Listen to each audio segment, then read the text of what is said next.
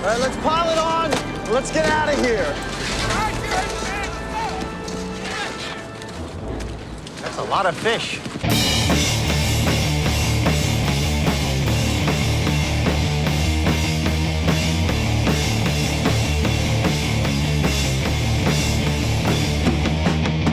Hello, everyone, and welcome back to another episode of Mecha and Monster Mondays.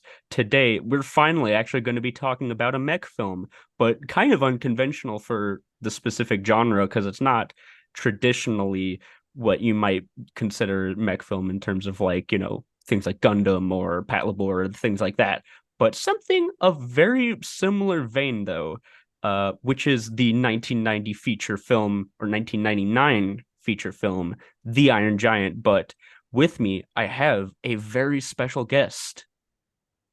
Hello, my name is Jake. I primarily hail from YouTube over at the Jams and Tea podcast. I am also the author of the Those Who Dwell in the Dark series, frequent guest on the First Watch podcast, and now guest on this show too. Woo! My resume, I just keep racking them up, man.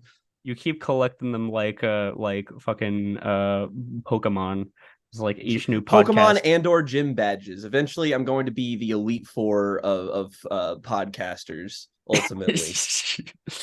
But now you just gotta keep going like more niche with each podcast because you have music and movies. Now you're doing kaiju and mecha movies. Now you gotta find like a really niche music podcast to do that.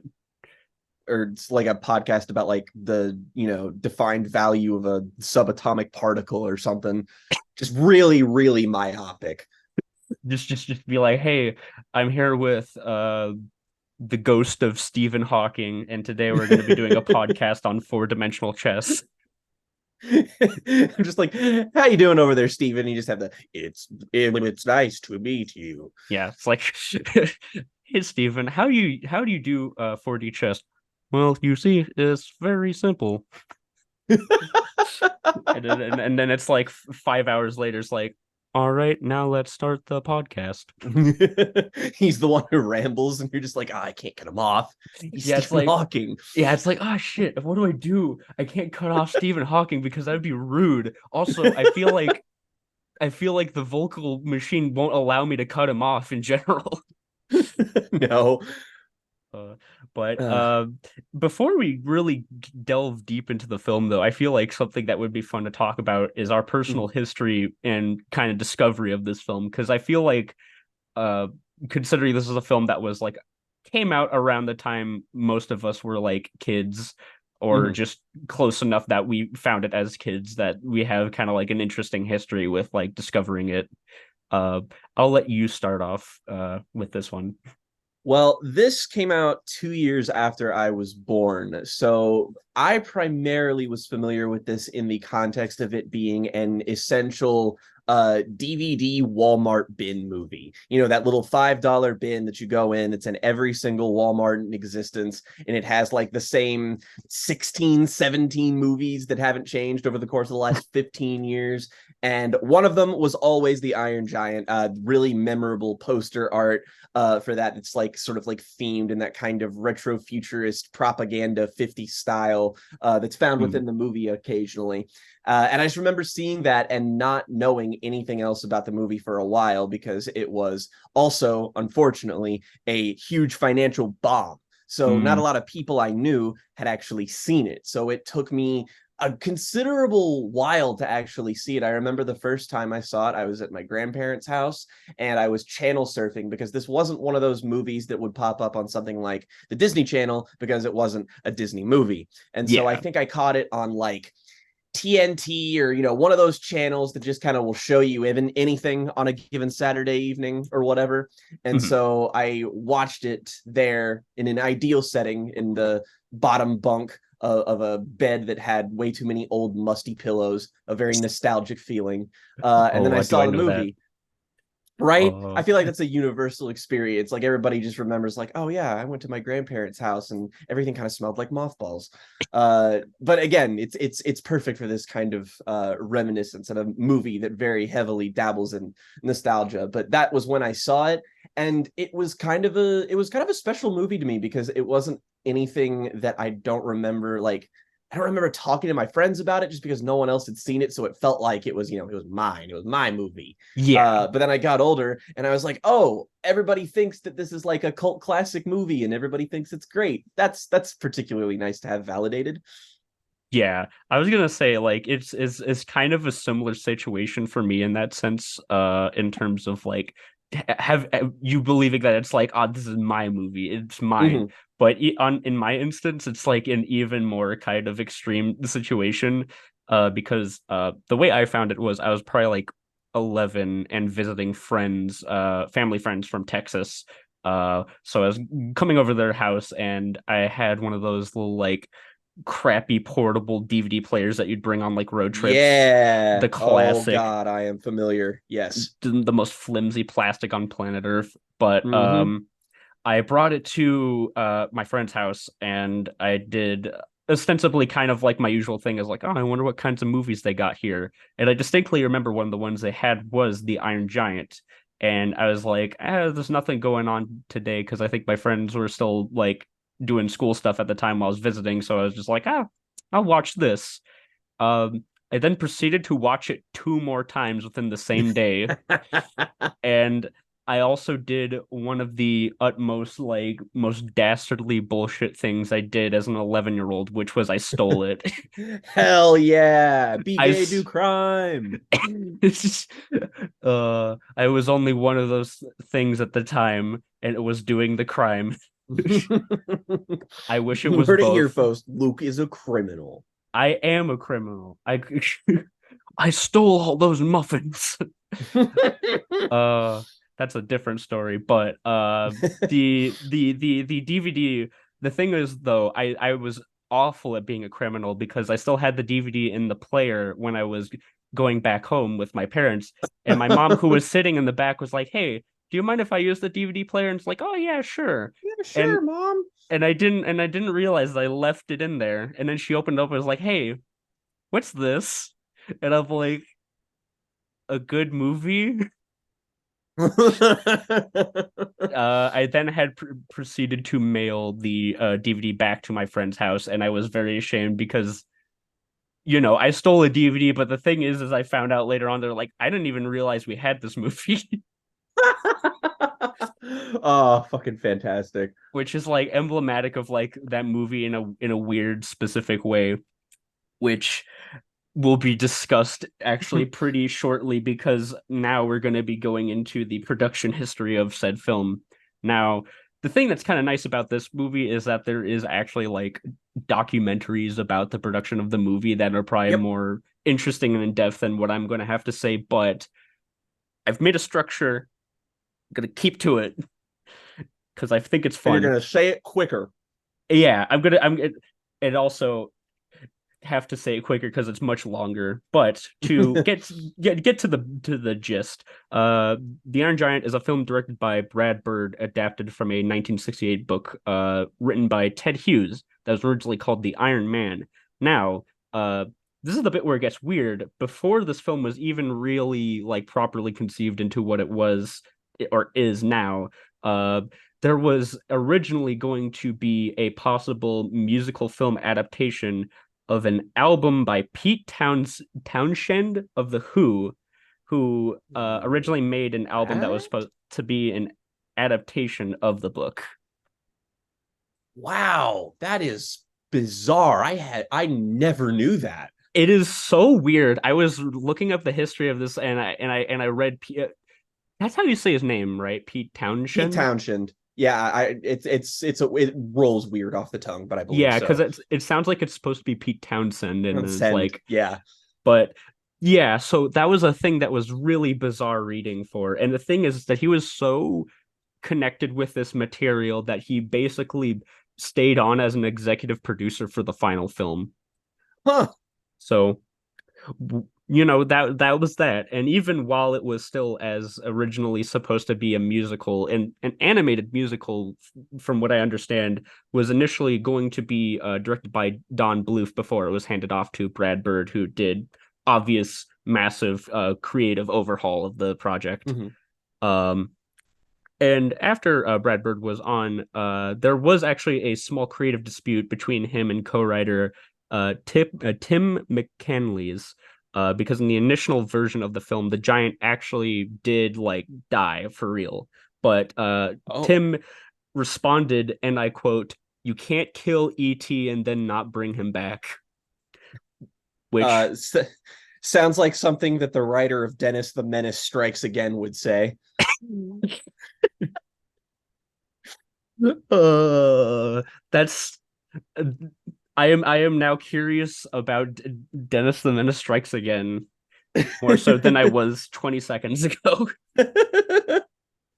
But after the initial writing, this film actually was sort of notable within Warner Brothers Animation for having a lot of creative freedom in its production, despite a fairly smaller budget and tighter schedule than something like a Disney project or even some of its previous animated features.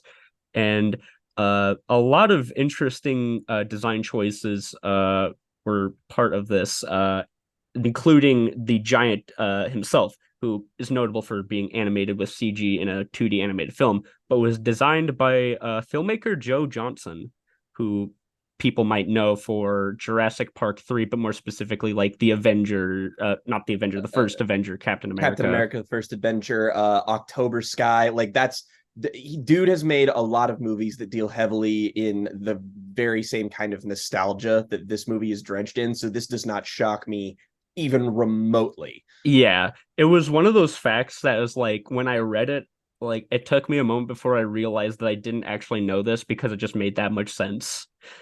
Yeah, like The Rocketeer is like a movie that Brad Bird should have written. I Yeah, was shocked when I learned that those two people weren't connected. yeah, and it's like now they are, and it's like yeah, like it would make sense. Yep. But in post-production there were some slight creative heckling, but it was like really stupid things that never got off the ground. Like ostensibly executives were suggesting uh that Hogarth have a dog and that the film be reshaped into being uh current with a hip hop soundtrack, which Oh, is I don't yeah, feel good about that. which to be honest is really hilarious when you consider that this was mentioned during post production and it is ostensibly had no impact on the film whatsoever. So it was ostensibly an executive doing what executives do best, Yep. terrible creative choice ideas. Uh, but in more kind of serious but enlightening topic of the production, a lot of what Brad Bird developed this script around was during the loss of his sister Susan, which parallels actually the original author who, when writing the book The Iron Man, had lost someone kind of dear to him, his wife, and in writing the book, Mhm. he made it so that his children could understand the idea of life after death and dealing with loss and that sort of thing. And in a similar way, Brad Bird was able to do the same with creating this film. Uh, and that message was brought very well, as test screenings were the highest the studio had seen in 15 years. So, they had that going for them. But what they didn't have going for them was a $50 million marketing campaign that basically did nothing. Uh, It was so mishandled that the film was almost delayed from its original release, which maybe might have been a good idea, but we will never know. We will never know. It was a massive financial failure, but and this is actually touching back on something you mentioned with your personal story, is that it later gained traction through TV syndication, but especially Cartoon Network, because Cartoon Network at one point did a 24-hour marathon of the Iron Giant, which I actually do wow. remember that. And that thus concludes the production history of the film, and now we can actually talk about the film itself, which is, I mean, you know, it's a pretty good movie. Yeah, I think it's I. Yeah, it's pretty cool. I think it's alright, you know. To describe precisely how all right I think it is, I've known that this is one of my favorite movies for a good while now, but I think the last time I did actually see it was syndicated on TV, which means that it was probably at least 4 years ago. Mhm. But it's a movie that I've always loved and treasured, but I watched it about an hour and a half ago. Mhm. And I was just like, now I can, properly rank this on my favorite movies list. And after I wiped the tears off my face, I went and changed my letterbox list, and I have this movie above Martin Scorsese's Bringing Out the Dead, 12 Angry Men, No Country for Old Men, The Lighthouse, Batman: Mask of the Phantasm, Hereditary, Jurassic Park, and Spirited Away. So you Fucking could say I like right. it. I like it a pretty good deal. I was even like I kind of had a minor discovery about myself, is that apparently I just really like debut feature films from really ambitious filmmakers, because I was like, gosh, this is Brad Bird's first movie that he ever directed. Brad Bird being a guy who I think is primarily known for his TV, or at least beyond the fact that he obviously did Ratatouille and The Incredibles, coincidentally, two other five-star movies from me. Yeah. Um, but I think he was primarily well known for being one of the most beloved writers on The Simpsons. Mhm. And basically, then that's kind of how he got this gig doing this movie. And I was like, man, is this my favorite like debut feature film? And I like looked through my list and I was like, oh yeah, I forget that I have movies like Brick and Donnie Darko, and like it's an archetype that I really like, is all I'm saying. But when I True. noticed that this was Brad Bird's first movie, regardless of the fact that it was made by somebody who had experience in the industry, I still think it's absolutely astonishing that this is a feature like effort. Like Yeah. it's stunningly well put together. It's like a fully formed voice, just like right off the bat, which like honestly, like I mean, Brad Bird's work in terms of like just writing is pretty important, because like a lot of animation directors are probably mainly known for like their directional work rather than like their screenwriting probably, but like Yes. Brad Bird is someone who has such a strong handle on that. And it's interesting that like even like some of his like character design work in this film, kind of you can still see it in like his other films to such an extent where it still feels like part of his work. Because like the thing I always find funny is watching this film and then watching like his Pixar stuff and being like, yeah, no, those characters just kind of look like Brad Bird characters, but in 3D. So like it's still Mm-hmm. so ingrained even just on his first film. Yeah, you can tell it's somebody who has been working in the industry for a while and has a great grasp on writing, just because this is like, again, a quintessential example of a tight, perfect three-act structure screenplay. Like if I was teaching a screenwriting class, this would 100% be one of the scripts that I use, of just being like, Mm, rising action, escalating tension, third act low point, yada yada, et cetera, et cetera. Every example of how to do a basic Hollywood blockbuster screenplay is in this, and it's executed about as well as it's ever been executed before.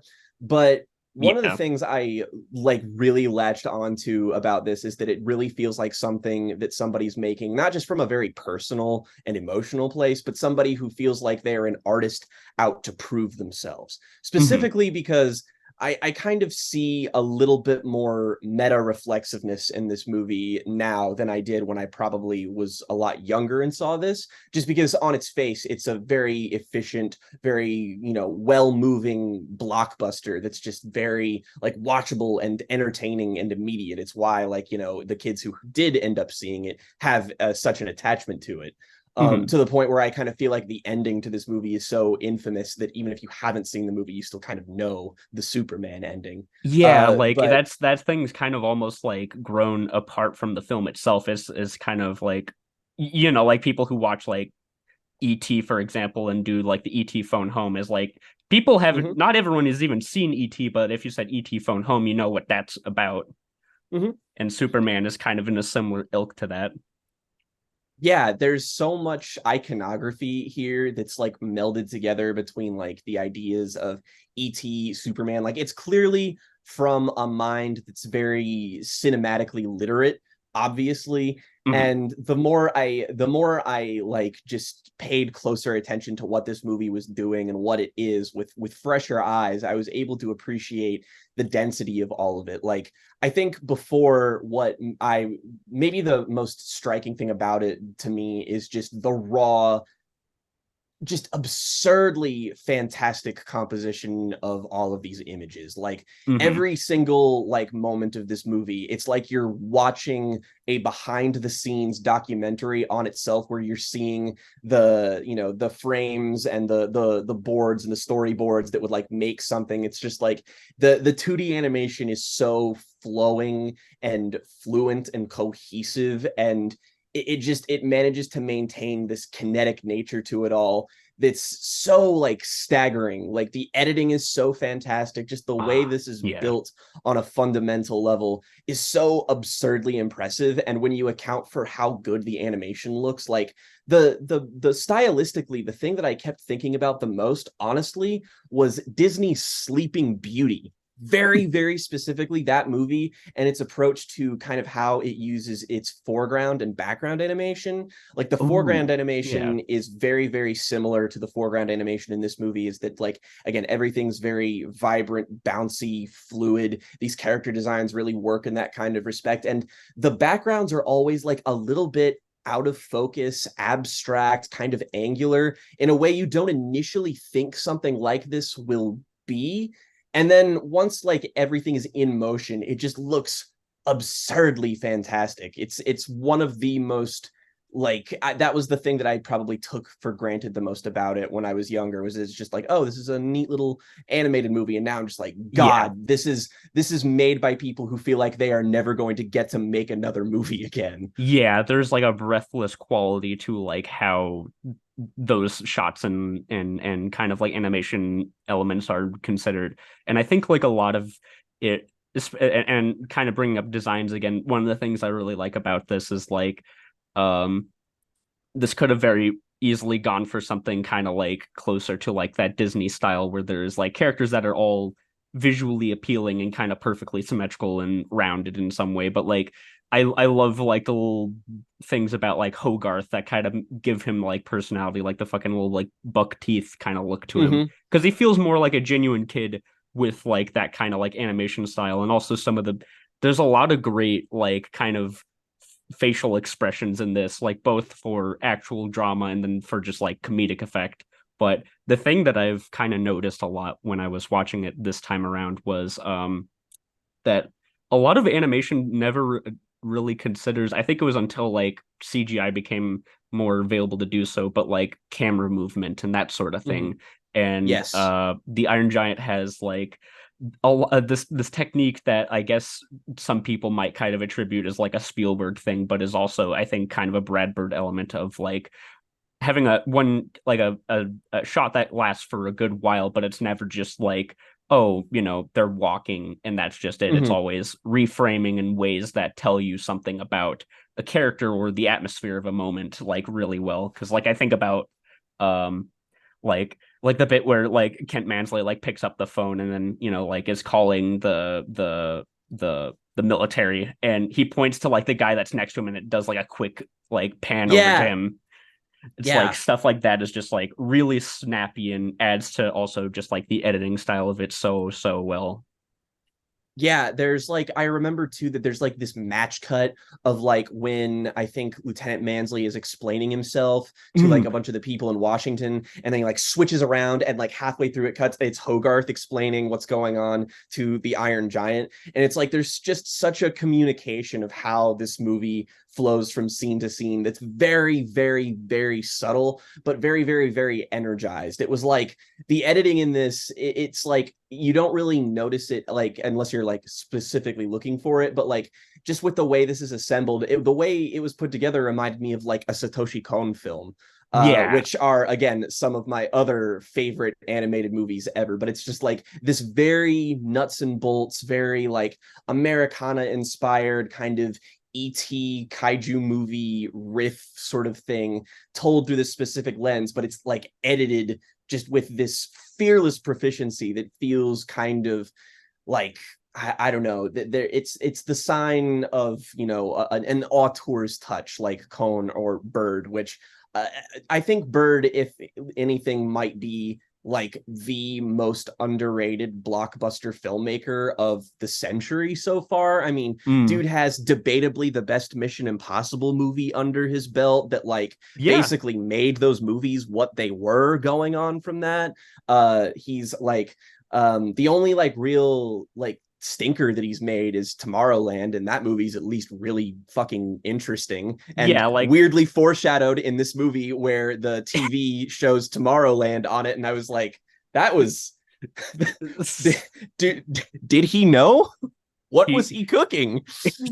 I think in a case like that, it is kind of just sort of like Brad Bird's like thing just fit Tomorrowland so much that it Mm-hmm, was sort of like a given. But also, I really want to bring up the match cut that you mentioned with the mm-hmm, Kent Mansley and Hogarth kind of talking, because I think that's not only just a case of like a great like edit on a functional sense of like creating such a tight storytelling, and as you're talking about with like Satoshi Kon, where it's like something really creative and kind of out of the box where it can kind of like bring like two sort of visuals in a way that is really interesting, but also like on a subtextual level, because like when I was watching this time around, I kind of noticed this cut really for the first time, and I kind mm-hmm. of thought like it is sort of funny, like the juxtaposition of this like, you know, government official guy who's like trying to discuss like, you know, we have to possibly defend against some sort of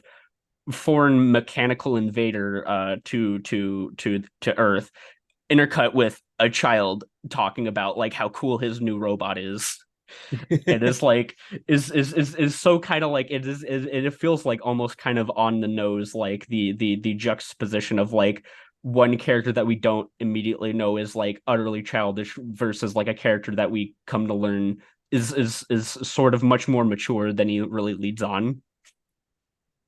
Yeah, But I think it has like a beautiful sense on its like emotional tone that matches the way that it's made. In like there are like for a movie that is like miraculously less than 90 minutes, this movie manages to have a lot of moments that just kind of slow things down and let things breathe a little bit so that nothing feels too efficient, that nothing feels too mechanical. There are moments like, I mean, the best scene in the movie for my money, beyond the, you know, the stellar like close to the third act obviously, but mm, is the conversation that Hogarth and the Iron Giant have about the human soul and the junkyard.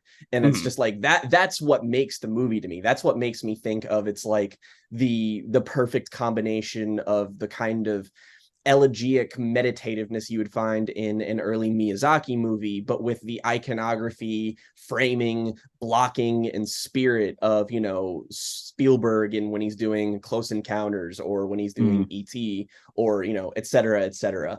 And the way that these things kind of move together is just like it's remarkable with how fast everything moves along, that it still manages to know when to catch its breath, mainly by rooting you with one of the characters in the film who is the most laid back. And honestly, the one I found the Aw. most interesting in terms of their inclusion and what I think they say about this movie, and that being Harry Connick Jr.'s performance as Dean McOppen, who I love Dean in this movie for as much as you can love a side character who doesn't really like appear all that much in a given film, but like Mhm. he's this like 50s beatnik scrapyard owner who also makes art out of his scrapyard stuff.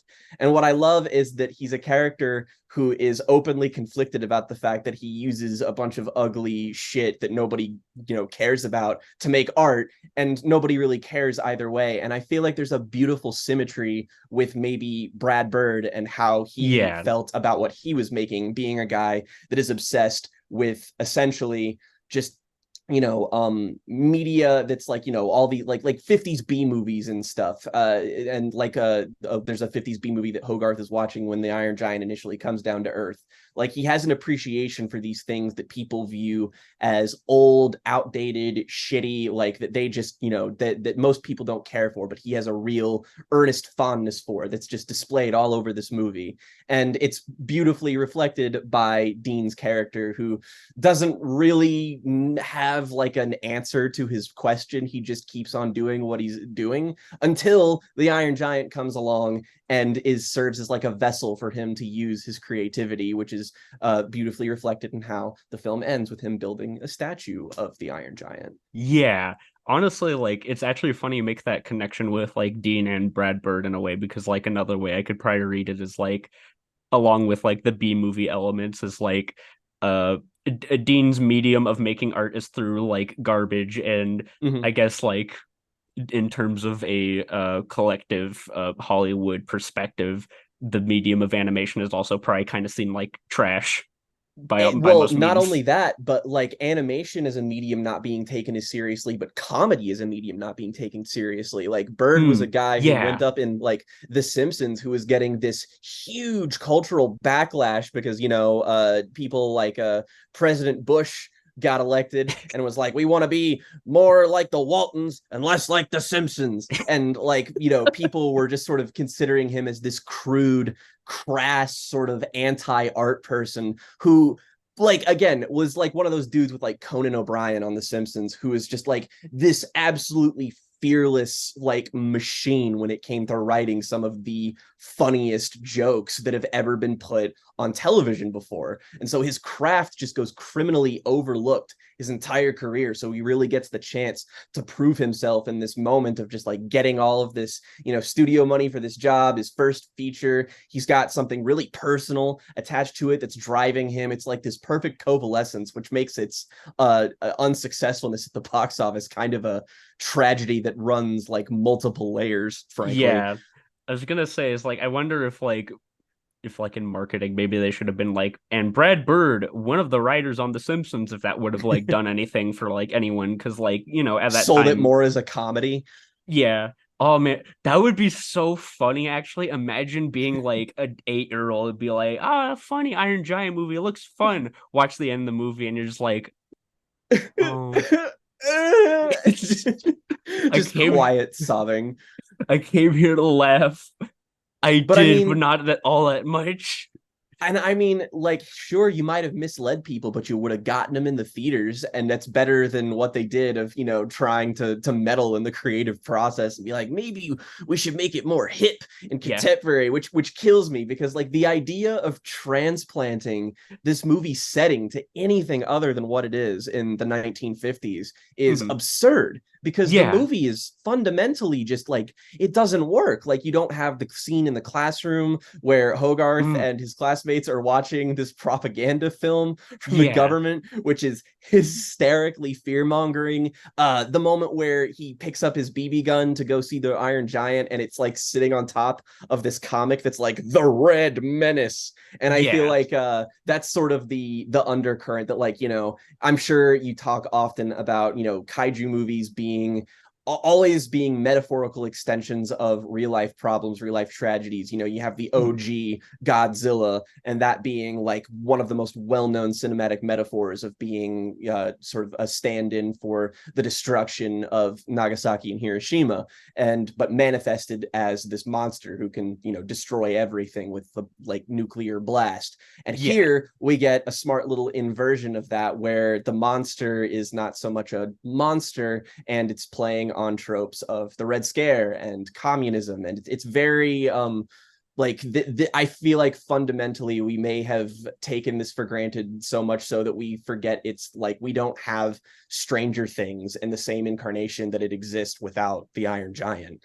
Absolutely. Yeah. I agree, and a lot of fronts on that, because in one way, like, those thematic elements are, things that I'd say as a child did not really like I did not really fully understand Right over my head, even though it because is not subtle. it is like no, it is the least amount of subtle you could possibly be with this type of shit. But the thing is that the thing that connected me more was like the souls don't die sort of element of that story. But the Yes. thing is, the souls don't die like understanding of like humanity is integral to its subtext about like military warmongering and like essentially Mm-hmm. like American nationalism in kind of a sense because like it's Kent Mansley is like a character that is both a very good representative of like this movie's themes and also like the just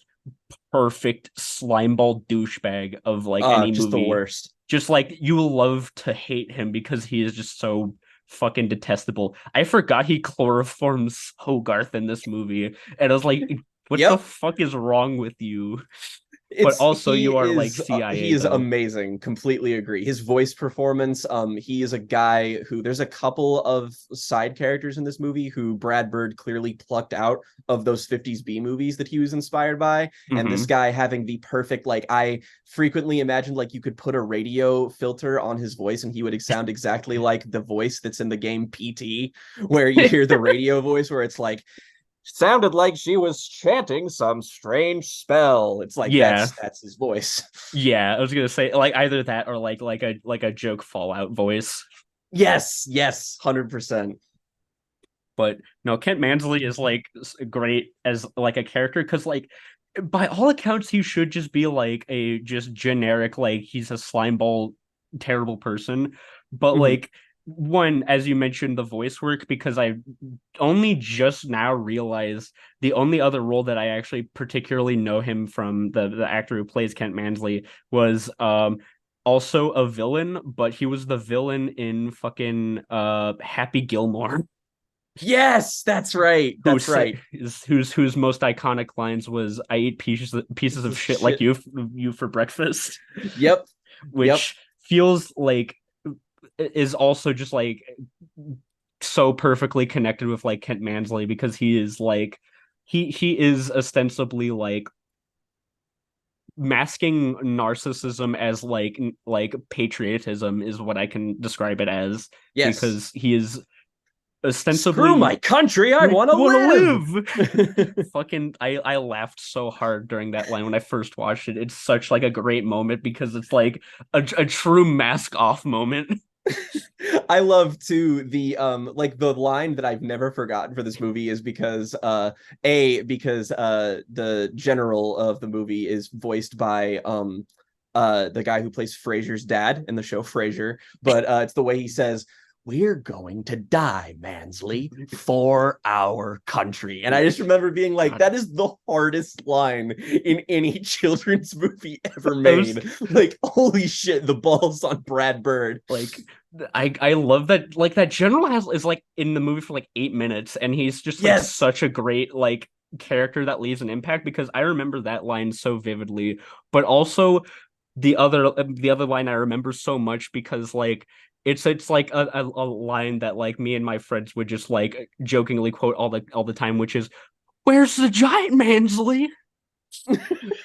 Because it like the genuine exacerbation in his voice because he's just so fucking fed up with like with Kent Mansley is just the best part. Absolutely. There's color in all of the voice performances, really. Like even like Hogarth, I think it does, and like the dude who was the main character in the American Pie movies is his voice actor. Huh. Which I would I'm guessing that this probably is a leftover of being like having to do with like the voice acting of something like The Simpsons and getting like really good performances out of them because like Mhm. Jennifer Aniston is the mom and I feel like she does a really good job here. And again, Yeah. Harry Connick Jr. is like every line out of this dude is absolute gold. Like Yeah. I the best well, I mean like the funniest line in the movie is just when he gets like shot out from the lake and then lands in the road and the guy's just behind him like you're in the middle of the road and he's like yeah yeah. He's just so fucking like done. He does not care. It's absolutely perfect. And he's like, a really like he's just a really likable presence, and like he does stuff like he gives Hogarth the espresso, and then he goes off on that huge tangent of him talking about himself and how he's Yeah. just like, and all the other kids in school, and they're just like, and I'm like, I'm not smarter than that, I just do the homework, and he like just like on and on and on, and I'm just like, I don't know how every performance in this is so finely attuned to every other person's like chemistry, but Mhm. it absolutely feels like, again, it's a leftover of that era where I feel like animated movies were just made with a little bit more like, I don't want to say like, oh, a little bit more pizzazz or anything, but they were made Mhm. by people who were a little bit more attuned to like cinematic language, where it is like a Yeah. lot of like modern, as again, especially the modern like 3D Disney movies, like a lot of them just feel very like medium shot, point, shoot, get the shot, like move the camera, like very kind of like minimal stuff that they're working with. There's like very little that's distinctly cinematic about a lot of them, unless you're one of the people who's been working in animation, like a Pete Doctor, for instance, who I know Yeah. does a really good job of making it feel like, oh yeah, that's like, this is from the eye of somebody really distinct. But here it's just like everybody's working on a level of synergy that just feels very electric. Like I get the same kind of rush out of watching a movie like this that I do like enjoying like a classic Hollywood like Billy Wilder movie, where Mm. it's just like everything about it just feels like it pops and sparkles and crackles, and it's so fun to just watch people who are at their creative peak just fire on all cylinders for every single moment. And yeah, it's like a case of like it feels like a movie where everyone that was like storyboarding this was able to like find a way to get everyone to like have a reaction like in the writing process while making it, that like everyone had like passion going into it. And Mm-hmm. one creative decision that I actually do want to bring up, since we're talking about like the voice cast in this film, other than I like the fact that we actually have a child voicing Hogarth and not like Thank God. regular Seth Green voices child and Mars Tom Needs Holland Mom. as But like um this is like a weird thing, but especially for me recently, I've kind of found my appreciation for Vin Diesel as of late, uh-huh. partially because of having gone down the Fast and Furious rabbit hole, but rewatching this is especially interesting to me because like Vin Diesel is known for two things, I guess, at this point, which is, as I mentioned, Fast and Furious and voicing a character that doesn't have many lines, but Mm-hmm. still are like incredibly impactful with what they are given. And to me, I don't think this movie would work as well as it did if there wasn't a voice that was as good as Vin Diesel's is for like a character like this. Because like you could have something that's more like inherently like robotic to it, that's like, or even has more like personality to it, like someone who has like actual like a vocal range. But the thing is that Vin Diesel sounds like metal, like his voice sounds like fucking creaking metal. And but like there is a warmth to it that is so like palpable in each line read that he has, that even if he's just saying something as simple as rock tree, it's like it feels like an actual character is still present in that despite its simplicity.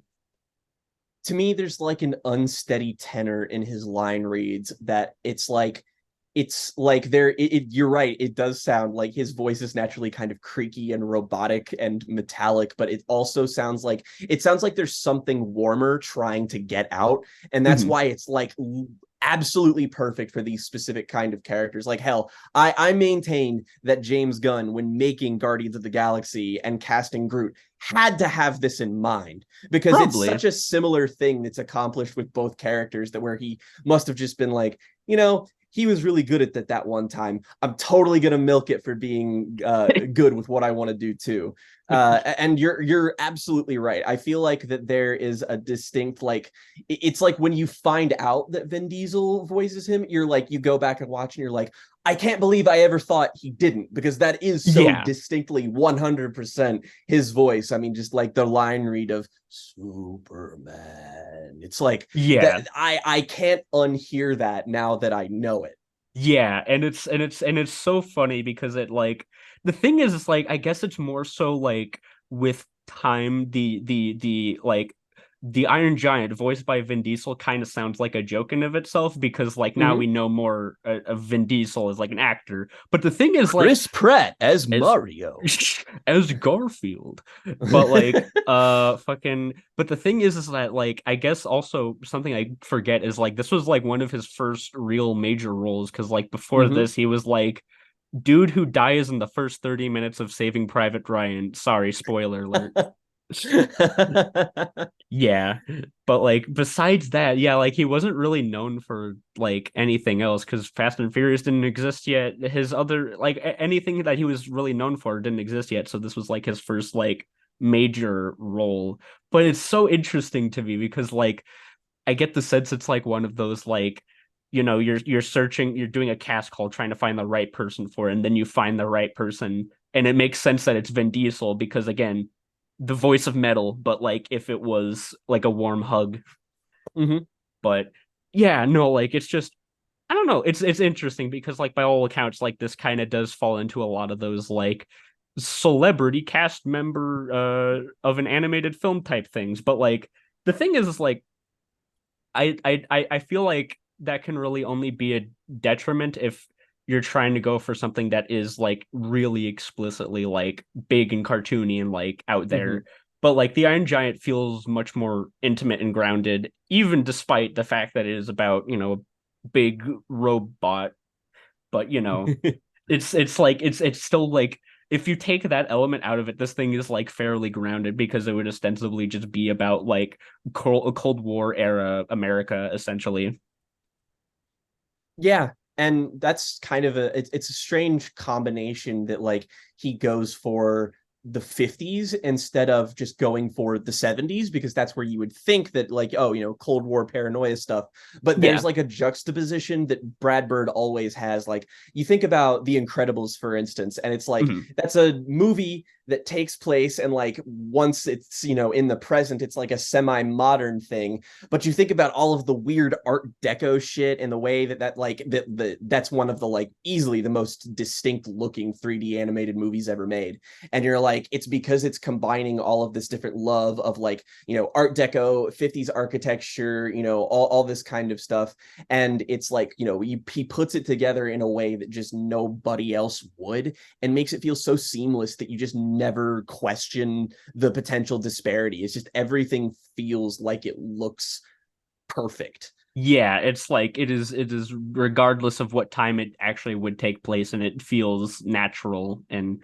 because of how like perfectly the art direction kind of complements like what story it's going for. And in a weird way, like I kind of appreciate how much it kind of leans into like that like almost Norman Rockwell Americana in this film, because to me literally takes place in Rockwell, Maine. Literally in a town called Rockwell. Like it could not be more on the nose. But the thing is that I think it's kind of perfect because again it is sort of a story about like it's like again I think it's one of those things that's like rare but really nice for like a children's animated film, which is it is actually about a lot of things and not just like one specific thing, because like again the souls don't die kind of like understanding of the humanity aspect of it is like a pretty like it's like the heart of the story, right? But like around it there is kind of like the crumbling facade of like like this American like iconography that the only thing about it that really seemed to like hold water was like like the sanctity of like nature and the human life kind of thing, because there's still those like the sequence with like Hogarth and the giant walking through the forest is like just a serenely beautiful moment that's undercut with the deer getting shot by the people, which then is kind of almost like a sort of a small like in culmination of like what happens afterwards, where this giant that like by all accounts like I'm not gonna like add the deleted scenes in this conversation since I don't necessarily know if they're really like that interesting. But like the idea of like who knows, maybe the Iron Giant was kind of like a natural creature from like whatever planet it came from. Who knows? Because again we didn't get any explanation for that. And having to fight off against like the American military at the end is kind of interesting to me because it's like the there is like that extreme fear that it is like, oh, it's like as Kent Mansley was saying, it's like the Russians, the Chinese, the Canadians, I don't care, it's not us, and we're gonna like get rid of it. uh is it kind of comes to a head at the end because it's like, you know, literally like nobody knows where it came from, what it's meant for, but like the end thesis is that it is still has the capacity for good and to help others. So that's kind of like the thesis I think it kind of finds in that element of its story, with like the kind of like the Russian paranoia kind of side of the American thing is like, despite its alienness, it is just as human, if not more so than like some of these characters are, more specifically the military, because as as as anyone who has watched this podcast enough knows, the military is a symbol for dehumanization. What? Who would have thought? Who would have thought? Never me. Uh yeah, that's kind of what I mean, like that's the stuff about the movie that always still hits. It's to me, it's like again that really, kind of the sacrifice at the end, which still just like, rips at your Oh, heartstrings, but also because of that conversation that he has with Hogarth, where he talks about having a soul, and then he just kind of like happenstance, it's just like, well, I know you're not a person, but you can like make choices and decide things, so you have a soul too. Like that's just sort of the matter of factly like whatever.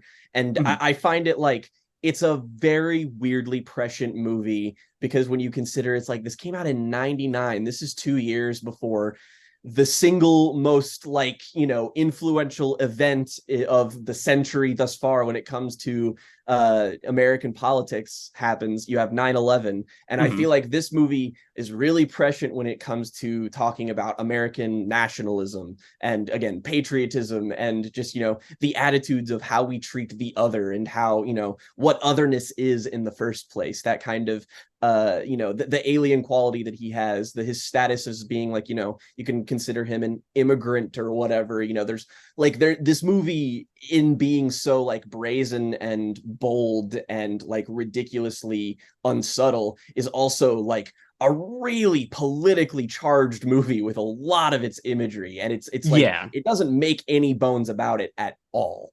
Yeah, which I think is always funny for me to like think back on because of how like blunt it is like I feel like it would have been one of those movies that would have gotten like, like the stuff that you hear now of like conservative talk pundits being like, this movie for Is the children Iron Giant woke? is the The Iron woke Giant woke. giant?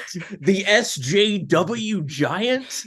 And the thing is that I think that I look back on is like the reason that there wasn't a controversy on that is because no one saw it.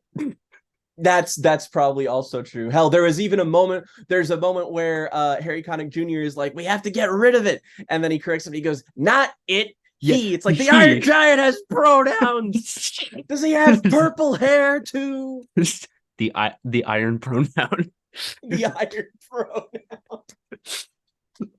But like, uh, I also really like that moment a lot too. That it's such like a small moment with like Dean, mm. because like you think Dean is just gonna do like a complete 180 and be like, I hate the giant because he's threatened to kill you. But the thing is that like Dean is a well written enough character and also just a smart person enough to like realize like the situation of like, oh shit, wait, yeah, It was a Hogarth was, defensive tactic. yeah, Like, a oh, he defensive didn't just tactic. attack him.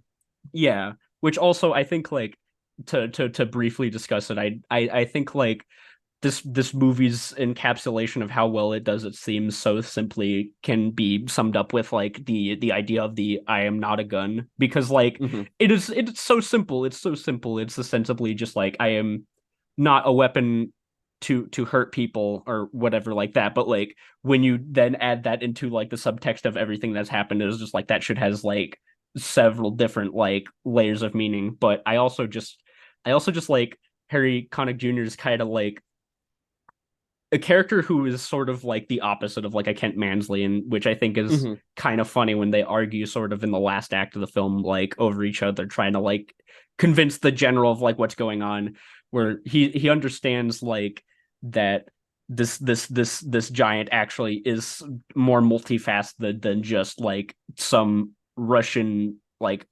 robot drone or something like that, and is able to like understand that.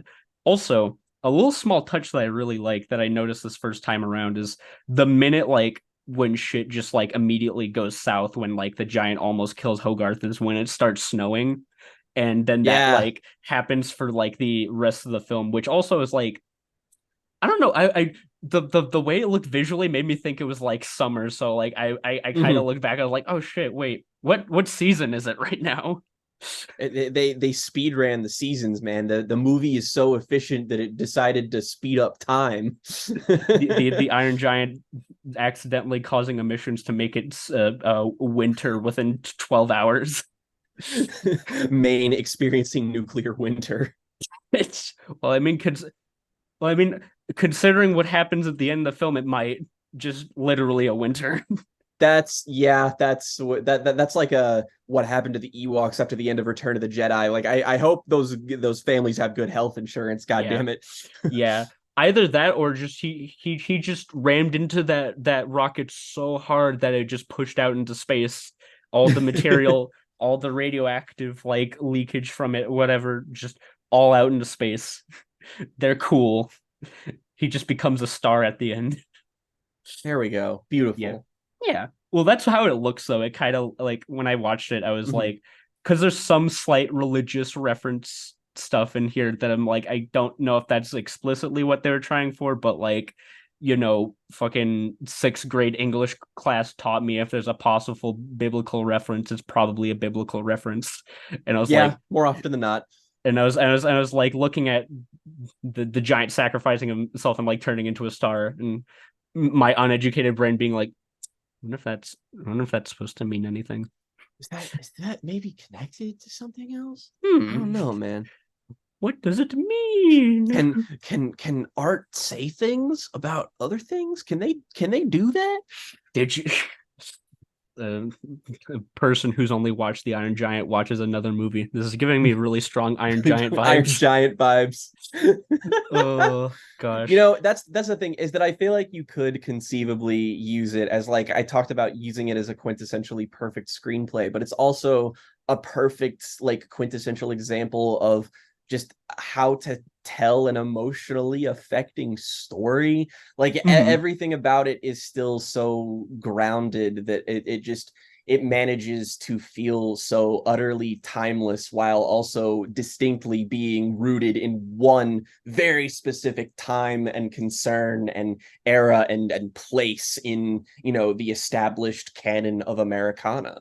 Yeah, which is interesting to think about. And I think like that emotional timelessness is just the fact that like I don't know. I think like I don't know if there's like a proper term for it on like TV tropes, but whatever like the Iron Giant ET Mm-hmm. type story is just like somehow something that connects with like most people in general in some way, I think.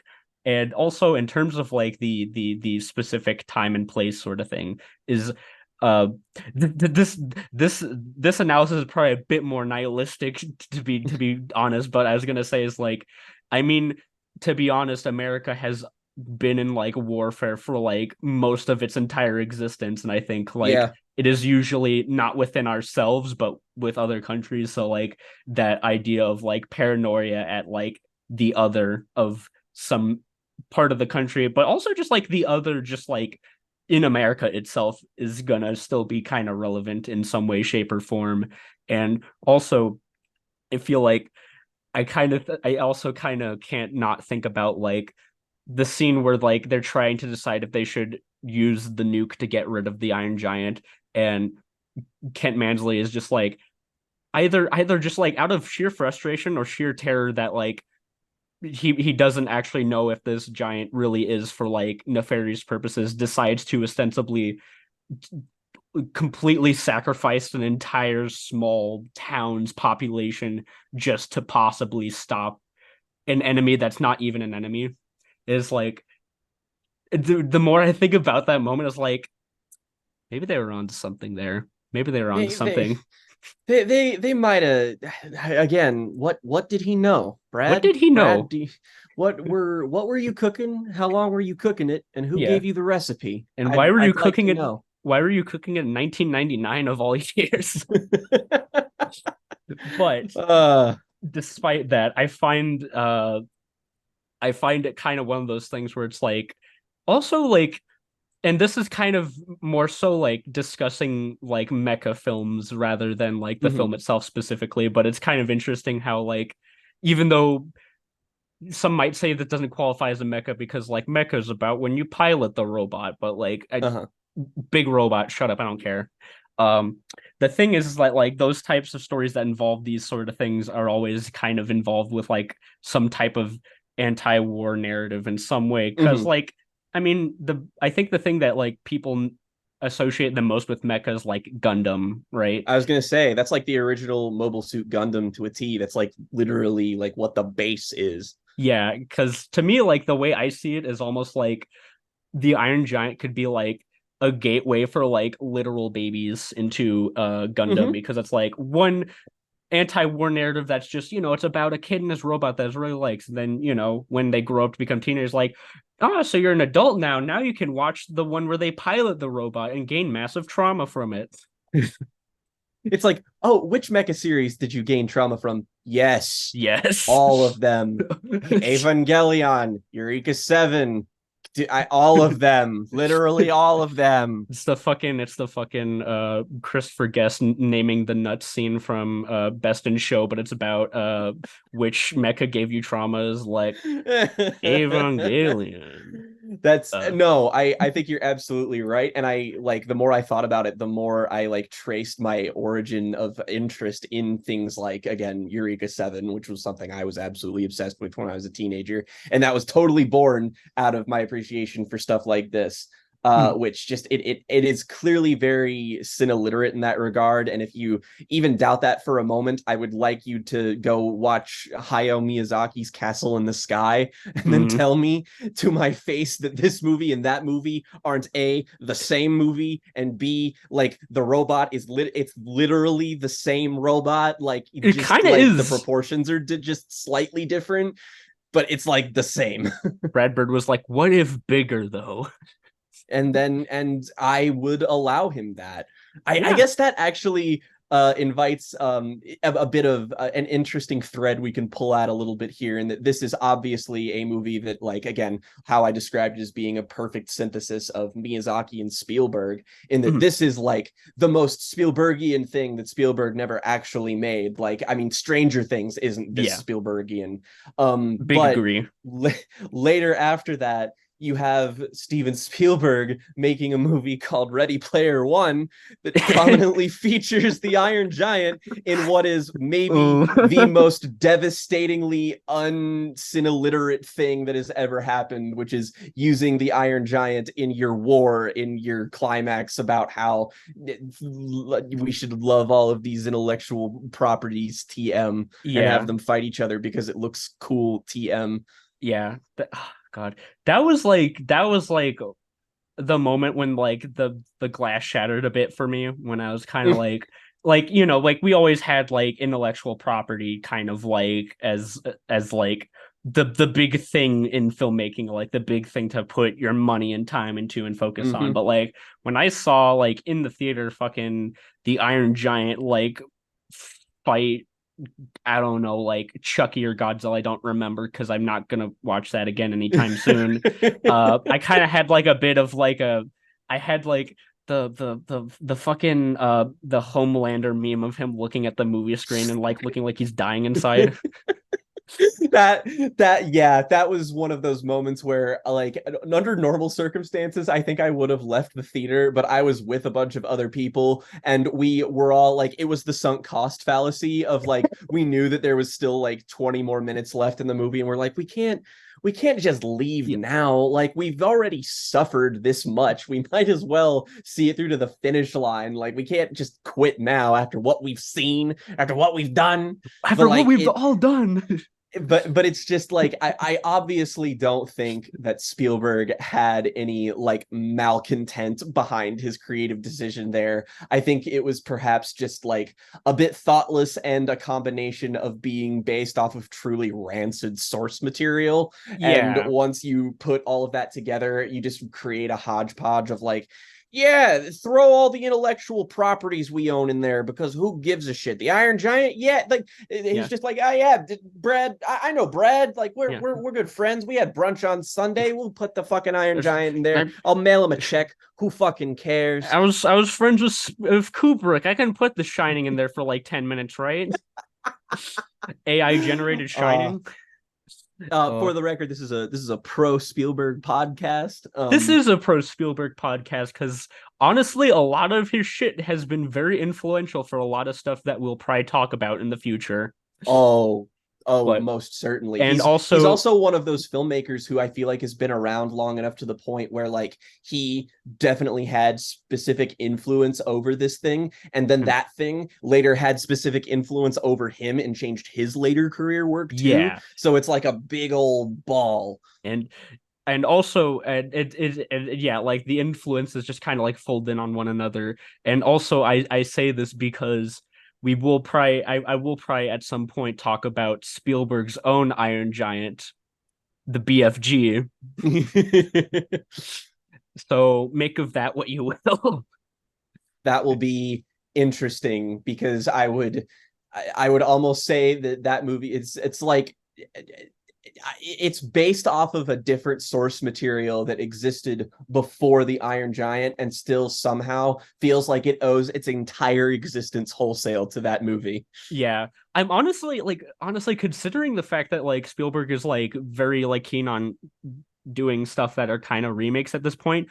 Like, Mm. I'm surprised he hasn't done like a fuck it, I'm gonna make a live action Iron Giant movie, which like if it was ever going to happen, which I kind of don't want it to, like I would be No, fine if it was no. him.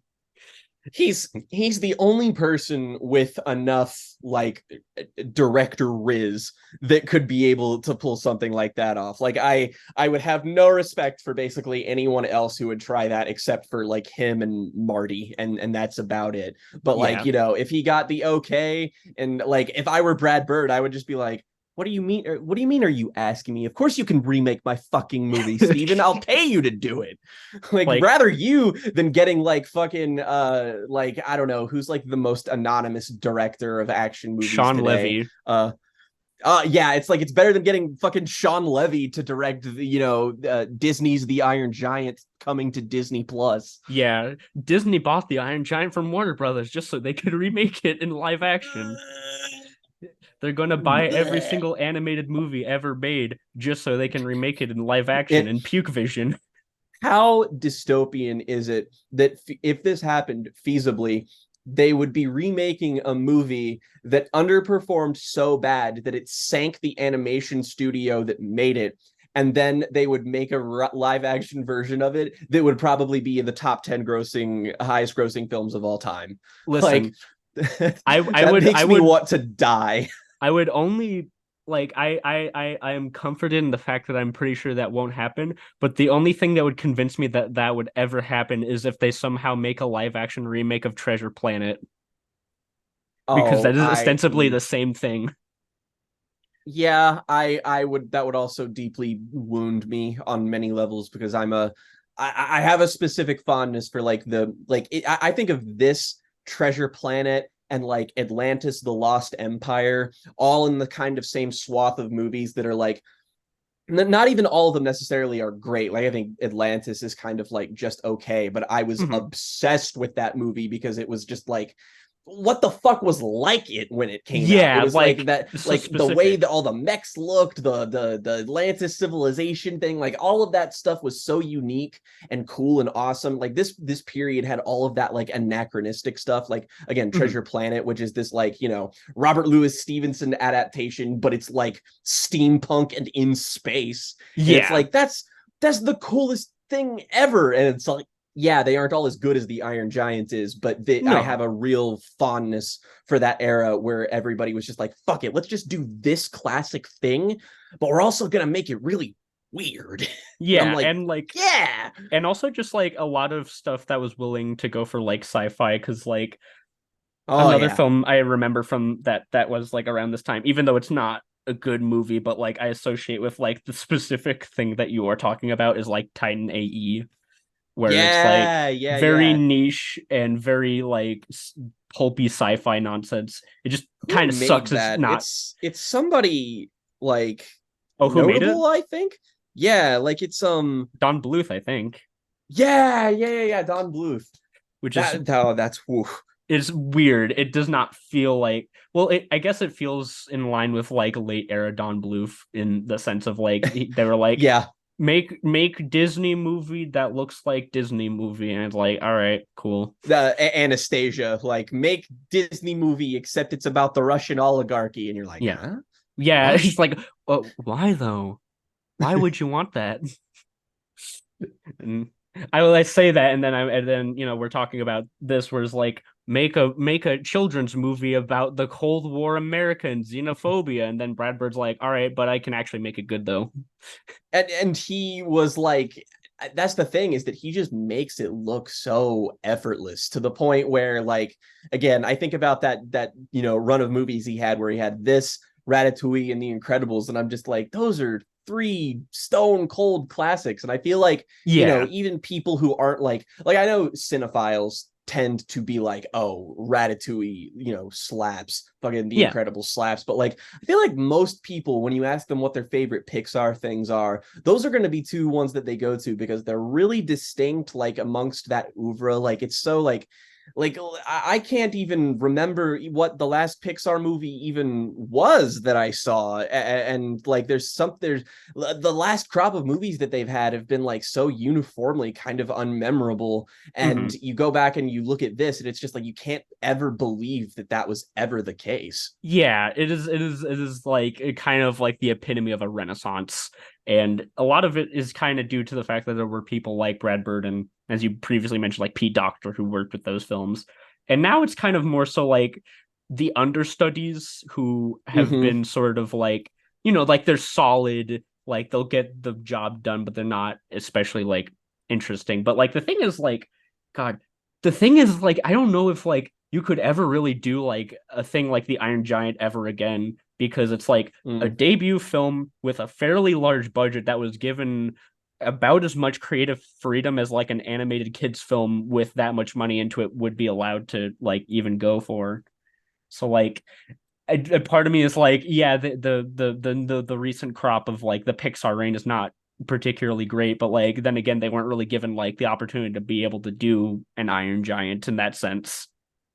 And the irony is that I feel like they're kind of looking for that because I feel like the amount of times they've been trying to push whatever their idea for like the next original thing is, they've Mhm. like kept doing that to the point where, again, I haven't even kept up with like half of them, and the people I know, like nobody's enthusiastic about them. Like the Disney movie made in the last like 5 years that I've given the most shit about is Soul, and that is Mhm. ahead of everything else by like miles, Yeah, frankly. It's and that's like, because it's fucking Pete Docter. Pete Docter is like pretty solid by all accounts. yeah, like probably the best like guy in that swath working today. And like even then, it's like you count of like what I think is the rung below that. And it's like one of my more preferred movies in that kind of crop is probably the Frozen sequel, because that Mm. movie's weird. And Yeah. it's like it really just kind of felt like they were like, I don't know what to do. Let's just make Annihilation, but a kids movie. And it's like, Uh I mean, I'm not yeah. complaining, but like, what the fuck? Fun fact, there's a behind the scenes documentary about the process of making Frozen 2, and one, the creative decisions to try to get it to work were like kind of a mess, and also it is probably like Doesn't shock me. the best documentary about like the animation industry Ooh. currently existing, because it is several animation employees that are fucking exhausted and just drained, and it's like the most depressing thing Disney has ever released by accident. Oh no. I'll give them this. There are a lot of behind the scenes Disney things that are made like within company that are there's really I'm thinking of things like the Howard Ashman documentary that they Mm, made like a while ago, which I think is like, if I made a list of my favorite documentaries, that's like probably top three. ooh, Just because if you've never seen that before, you're getting a look at maybe one of the most underratedly influential guys in like the history of cinema and also musical theater. And you get this like captivating look at this guy and his final days, and it's just like, it's fantastic. And it's like, I can't believe that these are things that like Disney have just sort of like had, and I'm only finding out because of like my friends who are hosting movie podcasts watching things like this for posterity or covering what they're covering. And I'm just like, what? They have all these fantastic, what the, again, I can't complain too much just because I'm glad these things exist, but it's like, ugh, yeah. what? Also, that actually reminded me of something I do want to talk about that I just remembered, because it's not like a big thing. It's a small technical thing, but it's like also one of my favorite aspects of the movie too is the score by Michael Kamen. Uh, Yeah, yeah. because like for one, it was like I looked this up and it was something about the filming of it was like a full-on actual orchestra and like an actual like orchestra like Hmm. environment is where they recorded this, but also the fact that it's like kind of like it's a proto John Williams sort of type, but like it's actually Totally. good. It's like Hmm. really good. He's got a solid track record, honestly. Like he's done Terry Gilliam's Brazil, which I think has a similarly memorable sort of like string heavy orchestral score. The Hmm. first X-Men movie, all of the Die Hard movies, which I like. Yeah. I don't even remember what happens in all the Die Hard movies, but I remember the music from Die Hard. Yeah. Event Horizon is also a movie that is Ooh. hysterically unmemorable, but I absolutely remember the way it sounds. So Yeah. this guy knows what's up. He's been making some good stuff. Yeah. Though I can't say Highlander also. That's another score that I feel like Oh anybody yeah. should be familiar with. Can't say the same thing about the 101 Dalmatians live action movie though. Can't say that I remember all that much about that other than Glenn Close was in it. I was gonna say that's the only thing I know about it, and though I have not seen the movie, I was gonna say I'm assuming the Glenn Close one because there's no way he would have made the original one. But And now we have Cruella to mess with that kind of canon as well. yeah, oh God, man, I just hate that so many things exist. Like, is there no mystery anymore? Can I just not know things about a universe? Does yeah, everything have to be Star Wars? And it's like, hey, this guy in a yeah, bar in this one movie gets his yeah. own series now. Can It's we just actually leave things unsaid now? it is actually kind of funny you just mentioned that because that made me think about when this film got like the re-release on Blu-ray that came with like the deleted scenes, and when the Mhm, deleted scenes was like, oh, the Iron Giant has like a flashback about his home mhm. planet or whatever. And I was like, no, I I don't don't want want to that. know. I don't care. It's I not don't the even want to point. know if the Iron Giant is like fully an alien. Maybe that motherfucker was built by the Russians Yeah. and they launched about the orbit and then he crashed. Like, I don't know. Like, that's the deal with the origin of aliens. Like, that is always the biggest mistake whenever it's indulged in movies like that. Like, the only thing wrong with John Carpenter's The Thing is that opening shot where we see the thing fall out of the sky from space. I don't Yeah. need to know that. Like, Yeah. I Like don't care. it is completely superfluous because the fact is like when you watch the movie you're like, yeah, this thing is a fucking alien or whatever. And when you watch the Iron Giant, you saw him fall out of the sky, and he's big robot, and so you're like, well, like actually, like it would have been better if it wasn't even just like falling out of the sky, even though I do love that intro, because then you could be Mhm, like, well, maybe he is a Russian robot or something like that. But then mhm, again, I guess that's not really the point. The point is kind of mhm. more so that like, yeah, he is just he doesn't even know. The Iron Giant is like literally unaware of like his own origins, but but he has the capacity for good, and that is the point of the story.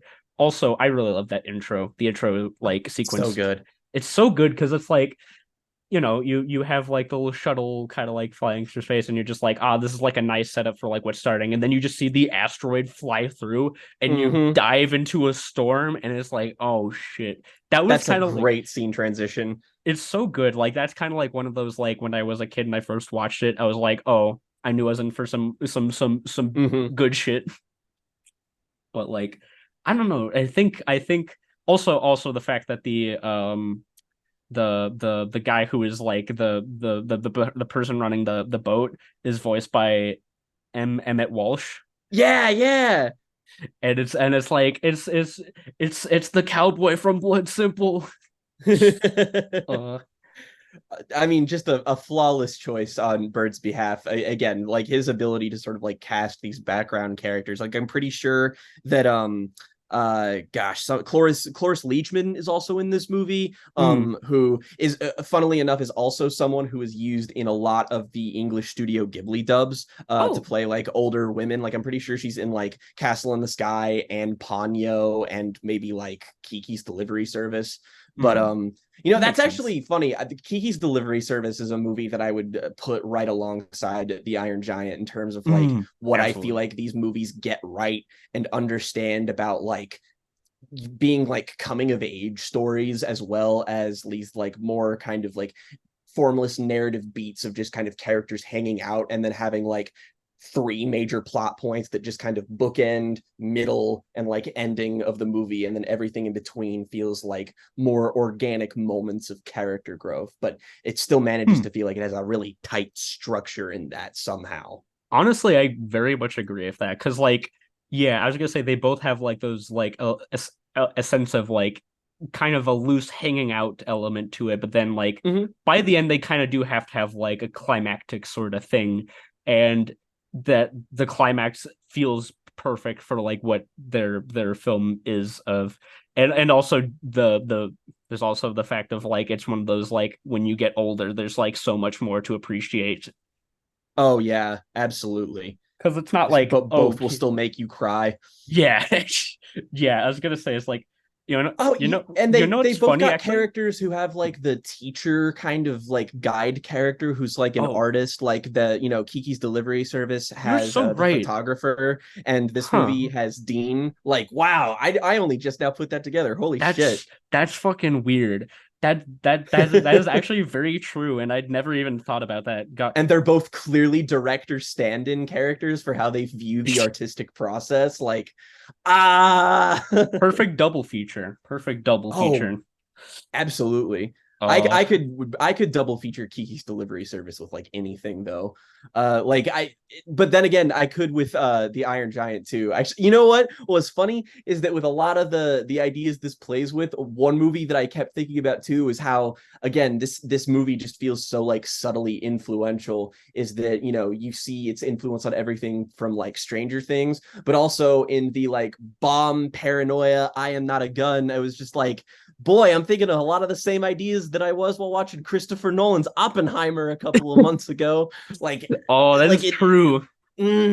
like That those movies have a lot in common. I was gonna say it's like that is actually kind of interesting to think about because like I'd say like Oppenheimer is sort of like the peak nihilism of like the Cold War like post Yep. nuclear era, whereas like Iron Giant is kind of like sort of an optimistic comeback to it in a way. Yeah.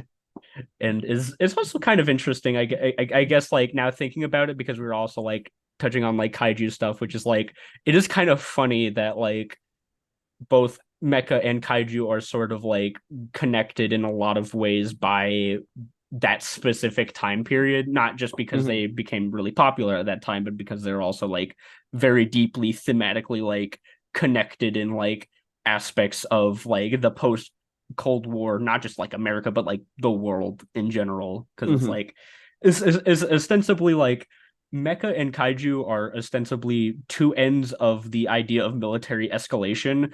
One Mm-hmm. is the thing you need to escalate against versus the thing you're escalating with. But then the Iron Giant is kind of almost like a what if the tool of like mass destruction decided to have a capacity for like empathy and humanity, which Yeah.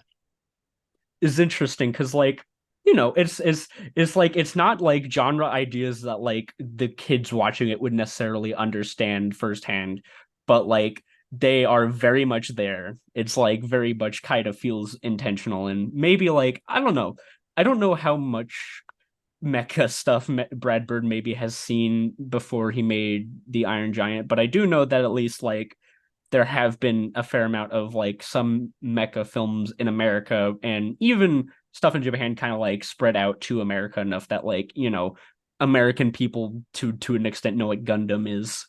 So like Yeah.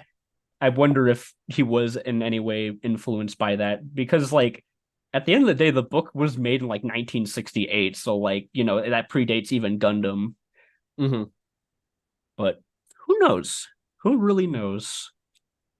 I think it also might have something to do with the fact that like I feel like, I mean, it's in the name because it's like, kaiju is Japanese. It's like kaiju movies specifically kind of have a more Eastern sort of association with them. And mecha, I feel like they exist in a slightly more quintessentially Western space when it comes from the tropes that they draw from. And I Mhm. wonder if that has anything to do with the kind of warfare that these countries were actually involved in, because when I think of like mechs and stuff, like the wars that I'm specifically thinking of are like Vietnam, like stuff Yeah. where the loss of human life is very specifically like on the front lines is something that's like a very big part of it. And then there's a movie like this on the other hand, which very much feels like it's like, America, like we're sending troops somewhere else, and it's about the effect of like everything that America perceives itself to be at home. It's like removed Yeah. from the conflict. It's all about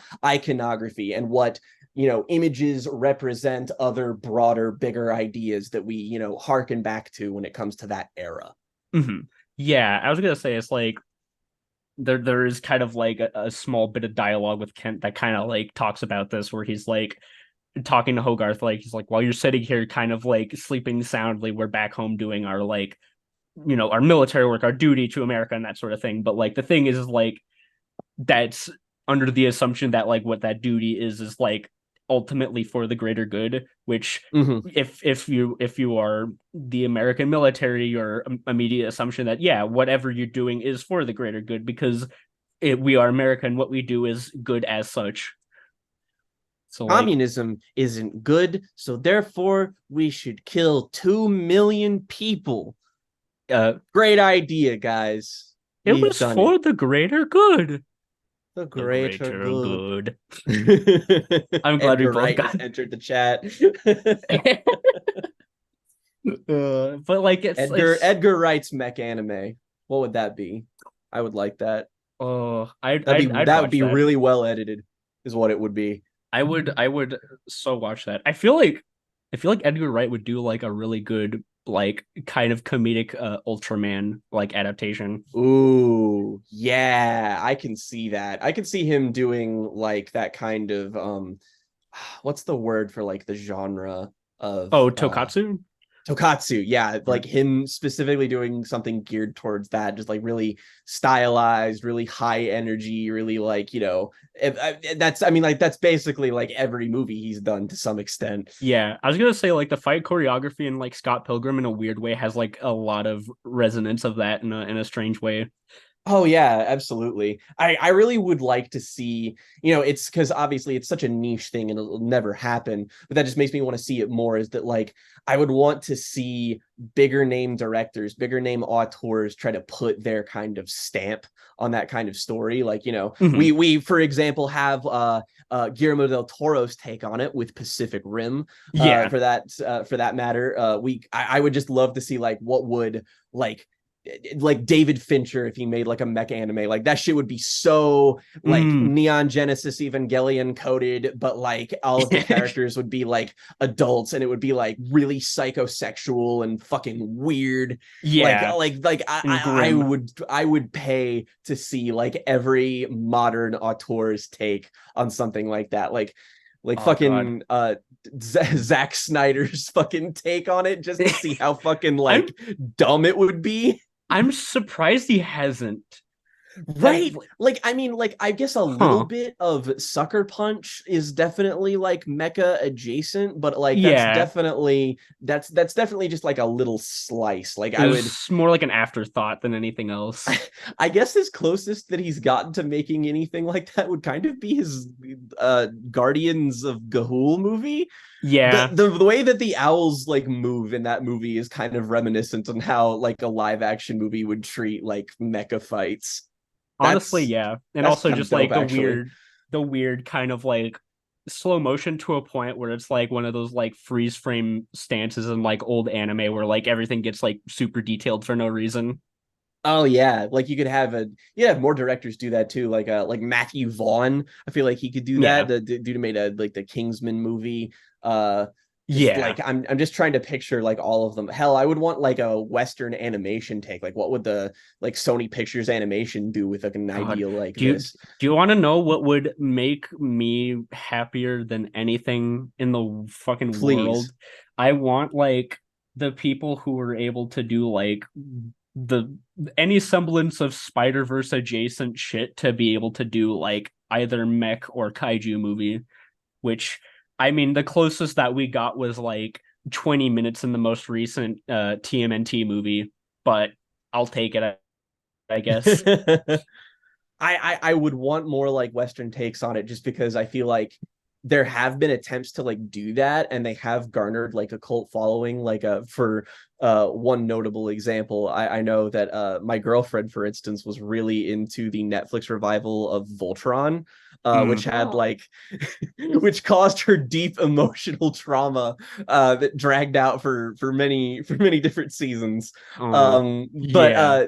but like something like that like inspires such a like a passion in like cult audiences that I can't help but feel like that maybe has a much wider pool of appeal than one might initially think. Yeah, I mean, like that's the thing is like I guess like the maybe it's like one of those like executive things where it's like mech and kaiju are too niche if they're not, you know, King Kong or Godzilla or Pacific Rim before the second one came out. Uh yeah, which that Grim. I'll be real, that will most likely be an episode in the future and it will be like the longest one that we'll ever make. It'll be longer than the I movie. I feel like that that would be therapeutic to witness because man oh man, what a fall from grace. It would be like it would be like a two-person support group session. It would be actually it would be very reminiscent of when myself Jen and August talked about the Ava rebuild films. It would be very similar emotional tone and I think Oh a god. profound truth would be reached at the end of it. Oh god. If I ever do an episode on the Ava rebuild films, it'll most likely be like either one, I get someone who enjoys it in enough to that we'll probably talk about in the same way, or I'll get someone like you and we'll be like, so how do we come to a mutual understanding? I like that the thought of that frightens me, but I feel like it would make for a fascinating discussion at the same time just because Yeah. there are very seldom few things where I feel like the people that love something so intensely and the people that hate it so intensely that like trying to reach any middle ground just feels like somebody's not walking away. Yeah, like I think the fourth film might be like the most polarizing like mecha film ever made. Like I don't know if there's anything that as is as like intensely divisive as that is. Ooh, But you want to know I what's not divisive though? what? The that big old giant iron giant. No one. That's true. I mean, unless if you're the American military though, Very then specifically, just like I'm getting the feeling this movie don't like me very much. yeah. I wonder if someone watched this movie with like their military dad by accident. Did they have like a are we the Bad baddies guys. moment? I think this movie's about us. Oh Oh no. God. But yeah, I was gonna say it's like is it's interesting. I don't think there are really like any particularly divisive like kaiju or mech films particularly, like most of them Mhm. are either universally like this this is rank, this is stupid and it's dumb, it's Mhm. terrible, or it's kind of like a modern masterpiece such Yeah. as like this or like the original Godzilla, that sort of Mhm. thing. So it's kind of interesting to me to like think about like I wonder if there is like what the most divisive kaiju or mech film is, and I think the only thing that really does come to mind would probably have to be fucking Ava 3 plus 1 dive into dreams Kingdom Hearts Dream drop distance. dream drop distance 365 days divided by 2. God, Oh, man. Is it is funny that that's not like the silliest title for like a mech or kaiju film that I found. yeah. It's like Yeah, there are so many. they get goofy, and I directly blame Tetsuya Nomura for it because I still know that it's all his fault. Listen, it's a small price to pay for glory. That's true. Actually, that's another weird connection that I drew to the Iron Giant is the way that Hogarth talks about the human soul and the way that it like lives on in a weirdly kind of transhumanist way in Mhm. that one scene is like it made me think about the way that they talk about the life stream in Final Fantasy VII. That was because that was it was because Mhm. that kind of spiritualism came from the director of those games. His mother had recently died, and that was the kind of philosophy that he was trying to like live by and then instill into that game. And I feel like a Mhm. lot of parallels can be driven by that, and maybe the way like Brad Bird was also processing a loss of his own and the way that it manifested here in a very, very like for something like I did not expect that scene to come out of something Western. It felt Yeah. very, very like just again, it felt very JRPG dialogue almost. Yeah. And actually I want to talk about that scene in especially cuz like I also really agree with you because now thinking about that like it does have like that reign of like sentimental moment in kind of like a JRPG or like anime sort of thing where it's like discussing like the idea of spirituality, but also because like something I was kind of interested in was like there's like a throwaway thing, like it's basically like a gag in the movie where like Hogarth and his mother at dinner and the Iron Giant's like coming through the house, but it's like in the middle of them Mm-hmm. trying to say grace before they eat. And I was kind Yeah. of like, I I'm under the assumption that they were like raised that like Hogarth is like raised kind of like in some semblance of like understanding of like Christianity or something like Yeah. that.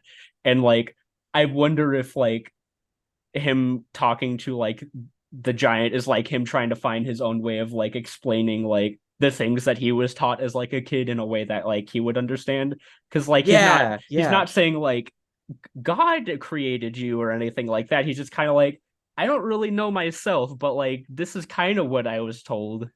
It's like you're clearly like me, so you're like this, and that's how a soul works. So, and it's very like matter of fact and also, but like, poignant and real. And it's just like, yeah, that's how I would have probably tried to explain something like that when I was younger. Like, it's just one of those things where you can tell the people writing the dialogue are just like, we can actually talk about this rather philosophical subject, but like through the lens of using a child and their perspective on it without making it seem like glib or two-dimensional. Yeah, and the thing that's like super cool about it also is like the fact that like the thing I always find like I think are kind of valuable in like films meant for children is like yeah, you're kind of restricted in like the sense of like what you can tell as a story, but like it also can be like how can you like explain these big extraordinary philosophical concepts in a way that like big old dumb baby brain me would be able to understand at like 11 years old,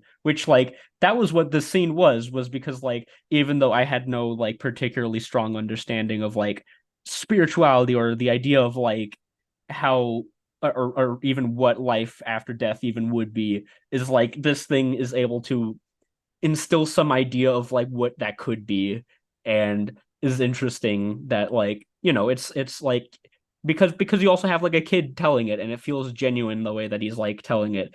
Also, the I wanted to bring up the Christianity aspect of it because I Mhm. was thinking about this, and there's a scenario in my head, and it was like a super Christian family watching this movie, like super fundamentalist like Christian family like watching this movie, and like Hogarth saying like, well, I mean, you have feelings, so I guess you have a soul, and then the mom leaning over to the kids like, just so you know, Iron Giants The don't Iron have Giant's soul. going to hell. The Iron Giant does not go to heaven. Cut to the He's going in the Superman's pit.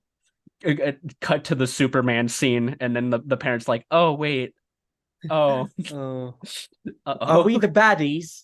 are we the bad? Uh, but I think that I'm trying to think if there's anything else that I want to talk about because that pretty much like covers it pretty thoroughly for me. This is just simply one of the greatest achievements of blockbuster filmmaking in the last 30 years. I would Big put agree. this on the stature of to me this should occupy the same space that you know uh, things like Spirited Away or Citizen Kane or Psycho or Vertigo, like quintessential pick for one of the greatest movies of all time, in my opinion. And honestly, the movie that I feel like I can most accurately compare it to and what I think its emotional tone ends up being is actually created by somebody whose movie I've already mentioned. That being, this movie makes me feel very similar to the way that Satoshi Kon's Millennium Actress Mm. makes me feel, which, for the record, tying that back to another one of my favorite movies, which is the number 7 on my favorite movies list. So you could easily see why I would like this, considering you can find the DNA of basically every other thing in my life that I absolutely love. So It's all connected.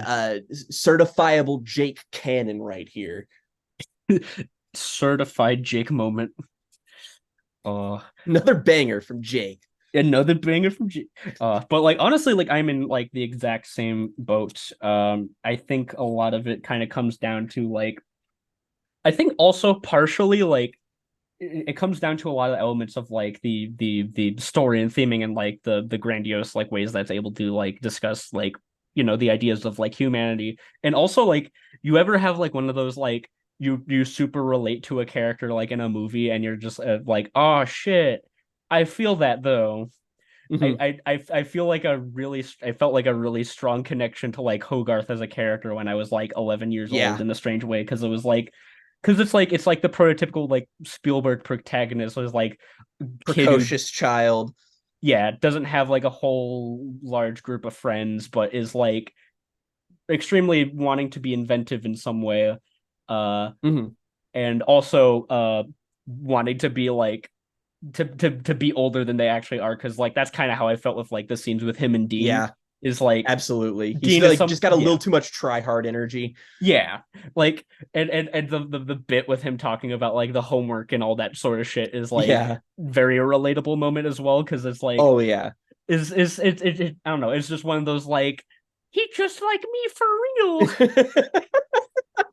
but Absolutely. It's same when I was 7 and watched a movie like Lilo and Stitch and I was just like god damn this little girl like me for real, and it's in parentheses autism. no it's just like someone points to you and there's like a big neon sign Yes. oh man I was gonna hmm. I feel like there's another one for me like that, but I can't even remember it off the top of my head. But before I get into like the final things, the last thing I wanted to bring up because it's like literally so unimportant, but like the train crash scene in the film, I was like, Mhm. I wonder if J.J. Abrams like ripped this off for Super 8. Like, here's the thing. I I am probably a lot kinder than most cinephiles would be towards Mr. J.J. Abrams. Just because I feel like as a formal craftsman, he's pretty exceptional, and I like a movie like The Force Awakens probably a little bit more than I should.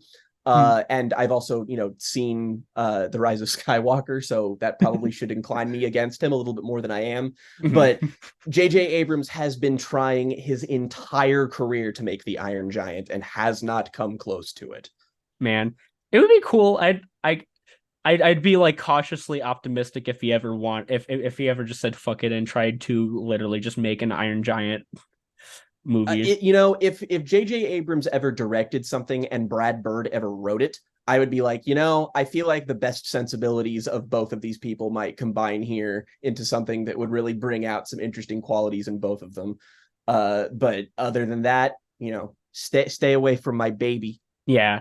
Also, it is him. also funny you mentioned J.J. Abrams because that will be important to a episode in the very near future where I will most likely have to call where I wrote down in one of my notes on the film that he was part of as J.J. Abrams, a very talented story maker at best, world's most successful huckster at worst. Unfortunately, yeah. And when you find out what movie it is, you'll probably understand why. But I think that rounds up the final thoughts then on the movie. And now we get to what the people are really here for, the real meat and potatoes of this podcast. Rate that kaiju, or in this case, for the first time ever, rate the mecha. Mecha. Rate that mecha. Why does it sound like who's that Pokemon? I don't know, but it feels right in that respect. There's lots of Pokemon who are kaiju and lots of Pokemon who are mechs. So you know what? Perfect. Good point. Oh man, I wonder if I thought about doing a Digimon episode at one point. Oh, you could totally get some mileage out of that. And you could also probably get mileage out of the Rayquaza movie, because that shit is a kaiju versus movie of Rayquaza and Deoxys beating the shit out of each other. Quick story. My dad watched the Rayquaza Pokemon movie with my brothers in the theater, and he said it was the most suicidal he ever felt in his life. Real. But anywho, so this is a pretty simple case because like in previous episodes we had like several like kaiju or mecha to talk about, but in this one we only really have one, and it's the Iron Giant himself. And I gotta say, it's pretty easy to just be like, yeah, 10 out of 10 because he's like a beautiful, perfect cinnamon roll or whatever. But like he is though, so I can't deny the truth. As a fictional construct, he is simply a perfect synecdoche for the movie he's in. He is elementally perfect. He's got an iconic design, so much so that the iconography of how he looked lived on in a movie that made 80 billion times what this movie ended up making. Yep. And there's no greater testament to its success than that. But also, lest we forget all of the unique, cool, interesting things about this, because it's easy to say, yeah, he's got an elementally perfect, simple, memorable design that everybody thinks is cool and awesome. But lest we forget all of the awesome shit and detail that's put into the weapons that he has designed into him. Yeah. Like whenever they pop up and they fire at the military, there's something really specific about the way the lasers will like set up and charge and fire. And it's really fucking cool. Like there's a lot of thought put into all of those individual things. Like, yeah, Rhiannon pointed out when we watched it that he's got like this one weapon that is designed like a record player, and it like shoots out from where the needle touches, and it's like, that is so true. Thinks of this shit? Like this is impossibly cool. Like that design of him when he goes full aggro attack mode at the end is also fantastic. He's got a memorable voice and a catchphrase and stuff. Like there's simply he not only is he a perfectly designed film character, like as a kaiju or as like a movie mecha, he ticks all the boxes. It's just there's nothing you don't get out of him that fits what you might want from something like this. He is perfect. He is by all accounts like he is the American Gundam in that sense, because I think like there is, besides like Pacific Rim, but the thing is Pacific Rim can't say you stay, I go, no following. So, Exactly. that automatically makes him better in every conceivable way. So that brings us then to the end of this wonderful episode. Thank you, Jake, so much for joining me on this episode. It was a pleasure. Uh, Also, please definitely check out Jake's other work with Jams and Tea podcast, and especially read Those Who Dwell in the Dark, because I have read it in its entirety and it's very good. And also, it is a story about warfare and teens who have to deal with it. So in a way, it's kind of like a mecha series. Those Who Dwell in the Dark is literally, it is a mech series where there aren't any robots. And if you're like, well, I mean, then I would like robots. Like, trust me, we'll get there, homie. Yeah, we'll get there. Listen, you don't get robots, but you get cool, horrific eldritch demons, all right? You don't get robots yet. You don't know. I've actually been kicking the ass of some writer's block I've had recently, and I've been making some progress with volume 1 of a new story arc for Those Who Dwell in the Dark. So stay tuned, I guess, for something exciting. I recently commissioned some art for some new characters. I'm real jazzed about it, frankly. And I am extremely jazzed about it too, because I am ostensibly like number one hype person for like this series at this point. And so people who are on like the podcast Twitter account will probably see me like promote that whenever that comes around and be like, hey, this is not kaiju related, but read it. And if you don't read it, you're blocked from listening to podcasts. I can do that somehow. Read Those Who Dwell in the Dark to enter. Your qualifications are read Those Who Dwell in the Dark in its entirety and pay me $15. If you go to mech shows for traumatized teenagers, buddy, pal, friend, I got you. This baby can hold so many traumatized. I got one Shinji Ikari. I got 2 Shinji Ikaris. We got at least a half dozen Shinji Ikaris and like 1 Edward Elric. If you know, you know. My final thought for this podcast is Hogarth Hughes is American Shinji without the trauma. And well, he gets the trauma by the end, so it's fine. It works. Yeah, and also without worst dad ever, because there is no dad. Yeah, I was gonna say this in one decisive shot. This movie answers what happened to the dad in that there's the picture of him as a soldier on a nightstand in a 2-second long shot that makes you go, oh, that motherfucker's dead. He is gone. Dean's like, I'm your dad now. He's like, yay! Yeah. I love you, strange beatnik poetry, man. Damn. Art. That's another like great meme from this movie is it's art. Fantastic. It's literally it's funny because like it's a great like use in any scenario sort of like meme, but it is also quite literally me watching this movie. Mm-hmm. Absolutely. And with that said, thank you so much, everyone, for watching the podcast. And I hope you have a wonderful Mecha and Monster Monday. Peace. It's a kid. There's some kid in the cockpit of the Gundam, sir.